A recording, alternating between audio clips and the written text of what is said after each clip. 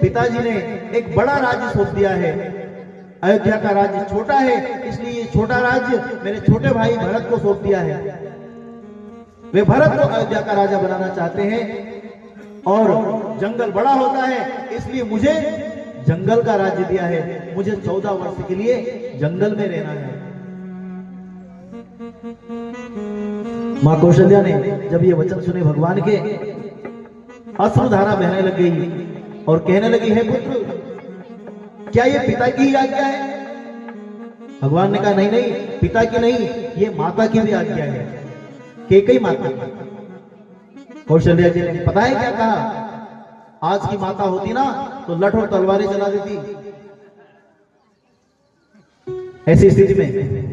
लेकिन मां कौशल्या क्या कह रही है कि अगर पिता ने कहा है ना तो बेटा तू मत जा, लेकिन पिता और माता ने अगर कहा हो तो तू जंगल जाने में जरा सी भी देर मत करना। ऐसी मां कौशल्या है। ऐसी कौशल्या के घर भगवान राम प्रकट होते हैं। बोली सच्चिदानंद भगवान की जय हो। आज मां ने भगवान को विदा किया। इतने में लखनलाल आ गए। उनको भी मालूम पड़ गया। उन्होंने कहा, भैया मैंने ऐसा सुना है, क्या ये सही है? भगवान ने कहा, बिल्कुल सही है। भगवान ने कहा, अगर ये सही है तो मैं भी आपके साथ चलूंगा। भगवान ने कहा, नहीं नहीं, वनवास केवल मेरे लिए मांगा है, तुम्हें वहां जाने की जरूरत नहीं है। लखनलाल ने कहा, नहीं नहीं भैया, मेरे लिए तो माता और पिता आप ही हैं, और जहां आप वहां मैं भी आपके साथ ही चलूंगा। भगवान ने जब लखनलाल का ऐसा प्रेम देखा तो उन्हें भी साथ जाने की आज्ञा दे दी और कहा, जाओ तुम पहले माता सुमित्रा से आज्ञा ले लो।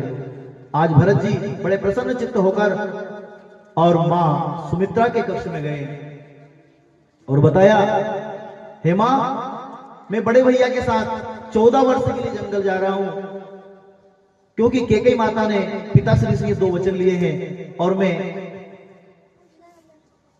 राम जी के साथ जाना चाहता हूं। कृपया मुझे अनुमति प्रदान करें। पता है सुमित्रा ने क्या कहा? माताएं, आप ध्यान दें इन बातों पर।